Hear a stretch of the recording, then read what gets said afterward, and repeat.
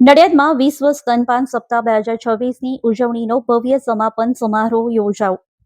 આરોગ્ય વિભાગ, ખેડા જિલ્લા પંચાયત અને doctor ND Desai medical college તથા હોસ્પિટલના સંયુક્ત આયોજન હેઠળ યોજાયેલા આ સમારંભમાં આશરે 300થી વધુ આરોગ્ય કર્મચારીઓ, ડોક્ટરો, આશા કાર્યકરો, એએનએમ અને નર્સિંગ સ્ટાફ તેમજ વિદ્યાર્થીઓ ઉપસ્થિત રહ્યા હતા. કાર્યક્રમમાં મુખ્ય અતિથિ તરીકે ખેડા જિલ્લા કલેક્ટર એનબી ઉપાધ્યાય હાજર રહ્યા હતા. તેમણે જણાવ્યું કે સ્વસ્થ માતા અને સ્વસ્થ બાળક કોઈપણ સમાજના વિકાસનો એક મજબૂત પાયો છે.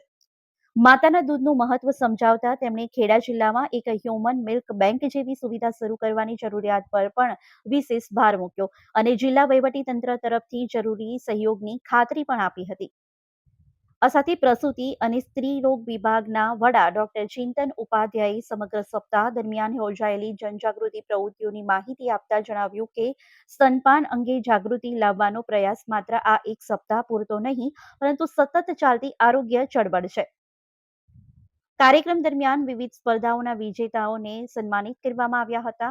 આરોગ્ય વિભાગે આશા, એએનએમ અને તમામ આરોગ્ય કર્મચારીઓને માતાઓ સુધી વૈજ્ઞાનિક માહિતી અને યોગ્ય માર્ગદર્શન પહોંચાડવા અપીલ કરી હતી. કાર્યક્રમના અંતે આયોજકોએ માતા અને તમામ બાળકોના આરોગ્ય માટે ભવિષ્યમાં પણ આ પ્રકારના લોકજાગૃતિ કાર્યક્રમો સતત યોજવાની પ્રતિબદ્ધતા વ્યક્ત કરી હતી. હું doctor Chintan Upadhyay, HOD gynaec department, doctor ND Desai medical college, Nadiad. આજે વિશ્વ સ્તનપાન સપ્તાહ નિમિત્તે જ્યારે એનડી દેસાઈ મેડિકલ કોલેજમાં આ સપ્તાહની ઉજવણી આપણા જિલ્લાના સમાહર્તા માનનીય શ્રી કલેક્ટર સાહેબની અધ્યક્ષતામાં યોજાયો, જેમાં આ આખું સપ્તાહ આપણે ગાયનેક અને પીડિયાટ્રિક ડિપાર્ટમેન્ટ તેમજ જિલ્લા આરોગ્ય શાખાના સંલગ્નથી આખા ખેડા જિલ્લામાં વિશ્વ સ્તનપાન સપ્તાહની ઉજવણી કરી.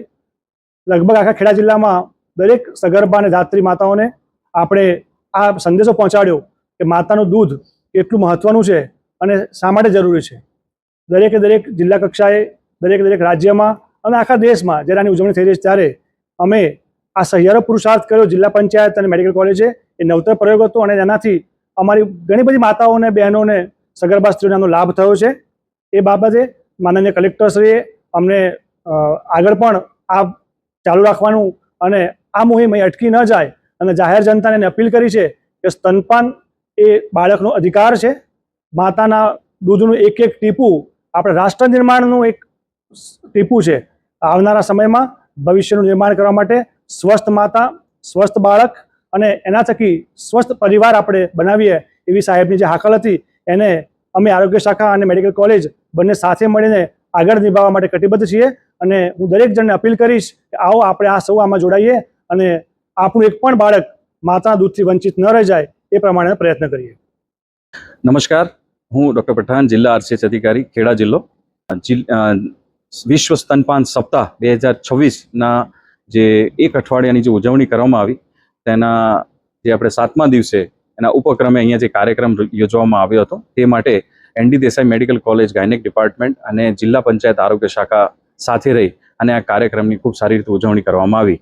જેનો મુખ્ય સંદેશ એ છે કે ટકાઉ જીવનની શરૂઆત માટે સ્તનપાન એ ખૂબ આશીર્વાદરૂપી છે અને જે પણ આના માટે અસરકારક વસ્તુઓ છે એને આપણે મજબૂત બનાવવાની છે. ભારતીય સંસ્કૃતિ અને પરંપરા મુજબ માતાનું જે દૂધ છે અથવા સ્તનપાન છે એ જીવનની પહેલી રસી છે અને એ જીવન માટે શ્રેષ્ઠ છે. પરંતુ એક અથવા બીજા કારણથી માતા જે છે એ બાળકના નવજાત શિશુના જન્મ પછી એના 1 કલાકની અંદર જે માતાનું ધાવણ શરૂ કરી શકતી નથી એવા 50%થી વધુ બાળકો આપણા NFHS 6ના સર્વે મુજબ જણાઈ આવ્યા છે. તો મારી આ પ્લેટફોર્મથી, આ માધ્યમથી ખેડા જિલ્લાની જનતાને, ખાસ કરીને આપણી માતાઓ, બહેનો, દીકરીઓને અને ખાસ કરીને આપણા વડવાઓ જે સાસુ છે અથવા તો નણંદ છે, જે આપણા ઘરના વડીલો છે, દાદા, દાદી, નાના, નાની, એમને મારી ખાસ અપીલ છે કે જ્યારે પણ આપણી સ્ત્રી જે સગર્ભાવસ્થા પછી પ્રસૂતિ થાય તો ઘરે આવ્યા પછી પણ એને એક ઇમોશનલ એક સપોર્ટ આપીએ, એને એવો સ્વાભાવિક રીતે જે માતા છે એને બાળકને દૂધ પીવડાવવા માટે, સ્તનપાન કરવા માટે પૂરો સમય આપીએ અને સાથે સાથે માતાને પણ ખૂબ જ સારી રીતના પોષણ આહાર આપીએ જેથી માતા અને બાળક બંને તંદુરસ્ત રહે. અને આપણા માન્ય પ્રધાનમંત્રી શ્રીની જે આપણી નેમ છે કે વિકસિત ભારતમાં એ જે મોટી હરણફાળ ભરી છે એ દેશમાં આ જે આપણું આવનારું સંતાન છે ખૂબ આરોગ્યમય રહે અને આપણા દેશનું ભવિષ્ય ઉજ્જવળ બને તે માટે આપ સર્વેને ખૂબ અપીલ છે. સ્તનપાનને આપણે ફરજિયાત ઘરે ઘર સુધી આને આપણો સંદેશો પહોંચાડીએ. ખૂબ ખૂબ આભાર.